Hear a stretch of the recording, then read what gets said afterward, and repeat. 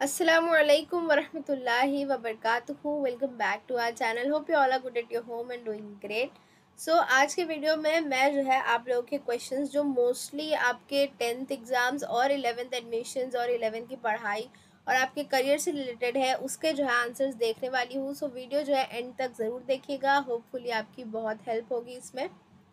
सो चलिए पहले जो है हम क्वेश्चंस देख लेते हैं. सबसे पहला क्वेश्चन है, मैम अगर सीईटी एग्ज़ाम्स हुआ तो उसमें सारे 10th के सब्जेक्ट्स होंगे. सीईटी एग्ज़ाम कुछ कंट्रीज़ में जैसे जिस तरीके से एंट्रेंस एग्ज़ाम्स लिए गए हैं तो वो जो है स्ट्रीम के हिसाब से कि अगर आप साइंस में एडमिशन लेने जा रहे हैं तो आपको जो है मैथ साइंस का एग्ज़ाम देना है. अगर आप कॉमर्स में जा रहे हैं तो आपको कोई पर्टिकुलर सब्जेक्ट, तो उस तरीके से कुछ कंट्रीज़ ने लिया है. लेकिन हमारे यहाँ पर महाराष्ट्र गवर्नमेंट किस तरह से लेने वाली है इस पर जो है अभी भी मीटिंग चल रही है. तो अब तक कोई डिसीजन नहीं आया है और जैसे ही कोई डिसीजन आएगा मैं आप लोगों को जो है बता दूंगी. मैम मेरे टीचर्स ने महाकरियर पोर्टल की आईडी दिए थे लेकिन अभी तक वो ओपन नहीं हो रहा है. मेरा सही आईडी और पासवर्ड डाली थी फिर भी नहीं हुआ है, इनकरेक्ट आईडी बता रहा है. ऐसा बहुत लोगों के साथ होता है कि वो जो है सरल आईडी जो या फिर जो उनकी स्टूडेंट आईडी होती है वो लोग डालते हैं. पासवर्ड जो है बाय डिफ़ॉल्ट 123456 है, वो डालने के बावजूद नहीं होता है. आप लोग जो है थोड़ा रुक कर ट्राई करिए या फिर आप स्टूडेंट आईडी अपनी चेक करिए सही है या नहीं. और अगर जो है फिर भी नहीं हो रहा है तो फिर जो है आप लोग अपने स्कूल से कांटेक्ट करिए कि हो सकता है सरल आईडी में प्रॉब्लम हो या वेबसाइट में भी कभी कभी ऐसा होता है. तो आप लोग थोड़े थोड़े देर से जो है उसको ट्राई करते रहिए. मैम मेरा 10th हो गया है और मेरे को समझ में नहीं आ रहा है कि कौन से सब्जेक्ट से स्टडी करूँ. आप बताओ प्लीज़. मेरा मैथ्स अच्छा है और साइंस में भी 80 में से 69 मिलते हैं. वेरी गुड, 80 में से 69 मिलते हैं. आपको क्या बनना है, यही जो है सवाल है जो आपकी सारी चीज़ें डिसाइड करेगा. आपको किस फील्ड में इंटरेस्ट है, किस करियर में इंटरेस्ट है, आप उसके हिसाब से जो है सब्जेक्ट अपने जो है आगे की स्ट्रीम सेलेक्ट करिए. ज़रूरी नहीं है कि आपके मैथ साइंस में मार्क्स अच्छे आ रहे हैं तो आप लोग साइंस लें, ऐसा कुछ कंपलसरी नहीं है. बहुत से बच्चे हैं जो 90% के ऊपर परसेंटेज लाने के बावजूद आर्ट्स या कॉमर्स फील्ड चूज़ करते हैं क्योंकि उनका इंटरेस्ट जो है उससे रिलेटेड प्रोफेशन में होता है. तो आप लोग जो है अपने मार्क्स देखिए बट अपना करियर जो है उसको पहला प्रेफरेंस दीजिए. मैम मेरा 10th हो गया है एंड समझ में नहीं आ रहा है कौन से सब्जेक्ट से स्टडी करूँ. 10th के बाद क्या करना है, कौन सी स्ट्रीम लेनी है, प्रोफेशन आप किस तरह सेलेक्ट कर सकते हैं, इस पर जो है एक पूरा वीडियो मैंने बनाया है. आपको जो है लिंक डिस्क्रिप्शन बॉक्स में मिल जाएगी, आप वो ज़रूर देखिएगा. 11th में हमारी किस तरह से कॉलेज के एडमिशन लेना चाहिए, मतलब अच्छा कॉलेज कैसा होना चाहिए. अच्छा कॉलेज देखिए, जूनियर कॉलेज में जो है एक चीज़ होती है कि मोस्टली बच्चे जो है वो क्लासेस वगैरह ज्वाइन कर लेते हैं. कॉलेज अटेंडेंस और कॉलेज में जो है लेक्चर अटेंड करना इतना ज़्यादा मतलब बच्चों में नहीं पाया जाता है. लेकिन अगर आप लोग क्लासेस नहीं ज्वाइन कर रहे हैं तो आप ऐसा कोई कॉलेज सेलेक्ट करिए जहाँ पर प्रॉपर लेक्चर्स होते हो, नोट्स मिलती हो एंड प्रॉपर गाइडेंस मिलता हो. और अगर आप लोग साइंस स्ट्रीम से हैं तो मोस्टली ये होता है कि आप लोग जो है कोई क्लासेस ज्वाइन कर लेते हैं तो फिर आपको जो है आपकी सहूलत के हिसाब से यानी फाइनेंशियली कॉलेज आपके लिए स्टेबल हो और आपको जो है अटेंडेंस का उतना मसला ना हो उसके हिसाब से सेलेक्ट करिए. It depends on person to person कि आप लोग जो है वो किस माहौल में कंफर्टेबल है. और एक और चीज़ कॉलेज सेलेक्ट करते वक्त ये होनी चाहिए कि आपको अपने प्रॉपर सब्जेक्ट जो है वहाँ मिल रहे हो, यानी जिस सब्जेक्ट से आपको करना हो वो वहाँ मिल रहा हो. अस्सलाम वालेकुम मैम. वालेकुम अस्सलाम. Sorry for disturb, it's all okay. क्या आप हमें बता सकते हैं बायोलॉजी, केमिकल एंड फिजिक्स के अंदर फ़र्क क्या है. बायोलॉजी क्या होती है, आप लोग जो 10th में साइंस 2 पढ़ते थे जिसमें आप लोग हैवानात के बारे में, जानदारों के बारे में, इंसान, जानवर, पौधे, उनके बारे में जो पढ़ते थे, उनके जो है अलग अलग अमल के मुतालिक पढ़ते थे, उनके पार्ट्स के मुतालिक पढ़ते थे. तो यही सारी चीज़ें बायोलॉजी होती है. केमिकल यानी केमिस्ट्री क्या होती है, तो सारी केमिकल से रिलेटेड जो स्टडीज़ है वो केमिस्ट्री होती है. और फिज़िक्स जो है वो सारी जो आपकी बच गई चीज़ें वो फिज़िक्स होगी. यानी फिज़िक्स में जो है वो जितनी भी नेचुरल फोर्सेस आती है जैसे कि हीट हो गया, साउंड हो गया, लाइट हो गया और इस तरह की सारी जो चीज़ें हैं वो फिज़िक्स में पढ़ी जाती थी. तो ये जो है ये 3 साइंस की जो डिवीज़न है इसका जो है बेसिक मीनिंग ये होता है. नेक्स्ट क्वेश्चन है, मैम व्हाट इज़ बायोलॉजी. मैंने अभी बताया व्हाट इज़ बायोलॉजी. ये वाला जो नेक्स्ट क्वेश्चन है ये बहुत लोगों के दिमाग में सारे क्वेश्चन चल रहे होंगे. पहला है, क्या स्वाध्याय का टेस्ट देना अब भी ज़रूरी है. स्वाध्याय का टेस्ट देना कभी भी कंपलसरी नहीं किया गया था। आपके स्कूल से में भी आपको कहा गया होगा कि आपको ये देना कंपलसरी है, बट गवर्नमेंट की तरफ से स्वाध्याय कभी भी कंपलसरी नहीं था। स्वाध्याय के भी मार्क्स काउंट होंगे। 10th के रिजल्ट किस तरह बनेगा इसके मुतालिक कोई भी अपडेट नहीं आया है, and as far as I think कि स्वाध्याय के मार्क्स उसमें इंक्लूड नहीं किए जाएंगे। जो भी होगा आपका इंटरनल असेसमेंट, आपके असाइनमेंट इस बेस पर होना चाहिए। क्या 11th की टेक्स्ट बुक्स बाय करके स्टडी स्टार्ट कर दे? आप लोग चाहे तो आप स्टार्ट कर सकते हैं, आप लोग चाहे तो रमज़ान बाद स्टार्ट कर सकते हैं। It's totally up to you. कोई भी जो है घाई नहीं है, कोई कंपल्जन नहीं है।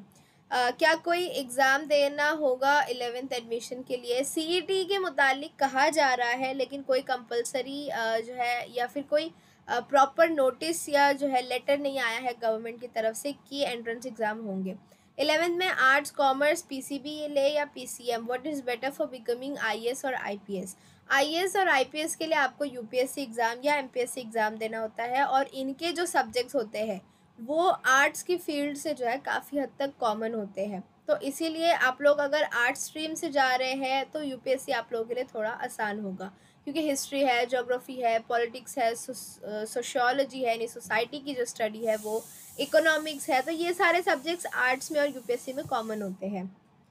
अब पढ़ाई में मन नहीं लग रहा है, क्या करें? क्योंकि अब तक जो भी स्टडी किया था सब रायगा गया, तो रायगा नहीं गया है। आप लोग एक बात याद रखें, इल्म कभी भी रायगा नहीं जाती, कभी भी ज़ाय नहीं होती। जो चीज़ें आपने पढ़ी है, जो मेहनत आपने करी है, जो एफ़र्ट्स आपने डाले हैं, वो आपको आगे जो है किसी ना किसी तरीके से जो है वो बदला आपको मिलेगा। तो आप लोग ऐसा मत सोचिए कि हमारी सारी मेहनत वेस्ट हो गई। पढ़ाई में मन नहीं लग रहा है, हाँ, क्योंकि अभी जो है कोई एक हमको एक चीज़ पता नहीं ना। पहले हमको पता था हमको 10th देना है, हम उसके हिसाब से पढ़ रहे थे। अब जो है हम लोग बीच में अटके हुए हैं, या तो हम ना 10th के रहे ना 11th के रहे। तो होता है कभी कभी पढ़ाई में मन नहीं लगता है। आप लोग थोड़ा ब्रेक लीजिए अपने लाइफ से, रमज़ान में इबादत करिए और फिर रमज़ान बाद फिर से स्टडी स्टार्ट करिएगा। It's totally fine. 10th का रिज़ल्ट कब तक आएगा? पहले 10th के रिज़ल्ट के मुतालिक डिस्कशन हो रहे हैं, तो पहले फैसला आ जाए, फिर 10th का रिज़ल्ट भी आ जाएगा। अगर इंटरनल असेसमेंट के बेसिस पर मार्क्स दिए गए और एक बच्चा हो तो क्या उसे फेल कर दिया जाएगा? नहीं, एक मिनट। अगर इंटरनल असेसमेंट के बेसिस पर मार्क्स दिए गए और एक बच्चा जो टॉपर है पर उसने किसी भी किस्म का असाइनमेंट, होमवर्क या प्रैक्टिकल ना किया है, तो क्या उसे फेल कर दिया जाएगा? नहीं, आई थिंक कि फेल नहीं किया जाएगा, और गवर्नमेंट की पूरी कोशिश यही होगी कि कोई भी बच्चा फेल ना हो, और आपको टाइम दिया जाएगा। अभी जो है कोई प्रॉपर डिसीजन आया नहीं है, तो मैं भी कुछ कह नहीं सकती, बट जितना मुझे लगता है आप लोगों को जो है टाइम दिया जाएगा कि आप लोग जो है चीज़ें सबमिट करें। और पहले तो ये पता करना है कि आपके असाइनमेंट पर मार्क्स होंगे या किसी और चीज़ पर। हमारे टीचर्स और पेरेंट्स कह रहे हैं कि बेसिक मजबूत करो, तो आखिर कैसे करें? देखिए, बेसिक मजबूत करने का मतलब क्या होता है कि आप लोग अपनी लैंग्वेज में जब बेसिक मजबूत करना कहते हैं, इसका मतलब है कि आप अपनी कम्युनिकेशन स्किल्स, आपका ग्रामर मजबूत करें।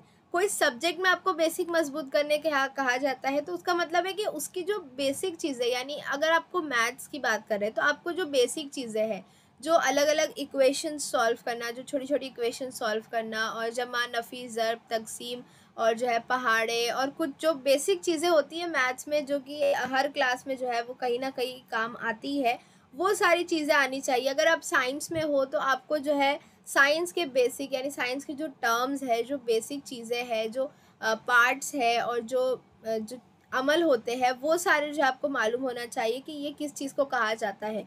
तो बेसिक मजबूत करो का मतलब ये होता है कि आप कोई भी फील्ड में या कोई भी आप सब्जेक्ट में उसकी जो बेस है, उसकी जो शुरुआत जिस चीज़ों से होती है, जो टर्म्स हमेशा यूज़ होते हैं उसमें, उन सारी चीज़ों के मुतालिक आपको मालूमात होना ज़रूरी है। नेक्स्ट है 11th में ऐसी कौन सी मिस्टेक है जो नहीं करनी चाहिए? 11th में ये मिस्टेक आपने नहीं करनी चाहिए कि आप जो है वो अपने मार्क्स को देखते हुए जो है, मतलब आपको साइंस में मार्क्स अच्छे मिले तो आपने साइंस में एडमिशन ले लिया, हालांकि आपको जो है साइंस से रिलेटेड करियर्स जो है वो पसंद नहीं है। तो आप ये चीज़ें ना करें, आप किसी और की देखा देखी कोई सब्जेक्ट को चूज़ ना करें। ऐसा होता है कि फ्रेंडशिप में जो है आप लोग देखते हैं कि अरे मेरा दोस्त भी वो वाले सब्जेक्ट्स जो है चूज़ कर रहा है, मैं भी वही सब्जेक्ट करती हूँ, साथ में पढ़ेंगे। ऐसा नहीं है। आप 11th इस बेस पर चूज़ करें कि आपने आगे क्या बनना है। सिर्फ यही आपका बेस होना चाहिए कि आपने आगे क्या करना है। इस बेस पर आप लोग अपना 11th जो है चूज़ करिए और फिर 11th में पढ़ाई करिए। 11th में अपने आप को एकदम प्रॉपर पढ़ाई करके मजबूत कर लीजिए, क्योंकि 11th से ही रिलेटेड 12th होता है। और फिर आगे जो एग्ज़ाम्स होते हैं तो उसमें जो बेसिक चीज़ें पूछी जाती है, फाउंडेशन जो होता है वो 11th से रिलेटेड होता है। तो आप लोग 11th में अगर साइंस में है तो आप लोग जो है बहुत जी लगा के पढ़ाई करिए, बाकी फील्ड में भी, बट साइंस में जो है नीट और JEE वगैरह के लिए आपके लिए आसान होगा। क्वेश्चन बैंक का क्या करें? अब बहुत ही अच्छा क्वेश्चन है, मुझे खुद नहीं पता क्वेश्चन बैंक का अब क्या करें। आप लोग क्वेश्चन बैंक में से एक मार्क के क्वेश्चन जो है सॉल्व कर सकते हैं CET के रेफरेंस के लिए, लेकिन ऐसा कोई कंपलसरी नहीं है। अभी CET का पोर्शन के मुतालिक कोई न्यूज़ ही नहीं आई है तो कुछ कह नहीं सकते।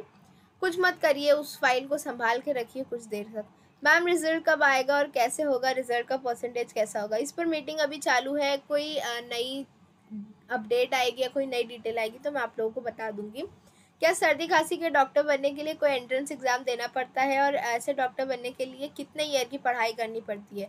ऑफ कोर्स डॉक्टर बनने के लिए आपको एंट्रेंस एग्ज़ाम देना होता है।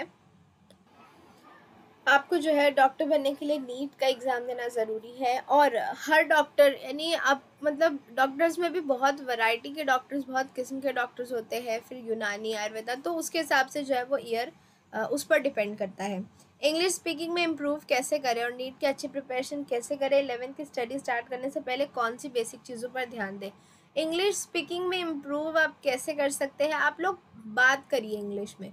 आपको अगर कोई दूसरा नहीं मिलता है बात करने के लिए, आप अपने आप से बात करिए। आप जो चीज़ें करते हैं अपने पूरे दिन में, उन चीज़ों को इंग्लिश में बताइए, अपने दिमाग में बताइए, चलेगा। आपको कोई ज़रूरत नहीं है कि आप सामने वाले को पकड़ के उससे इंग्लिश में बात करें और फिर चाहे कि वो भी इंग्लिश में बात करे। आप जो है अपने आप से इंग्लिश में बात करें। आप जो चीज़ें देखते हैं उसको अपने आप को ही एक्सप्लेन करिए। आपने कोई मूवी देखी, आप अपने आप में ही बताइए उस मूवी के बारे में अपने आप को कि ये ऐसा था वैसा था, बट इंग्लिश में।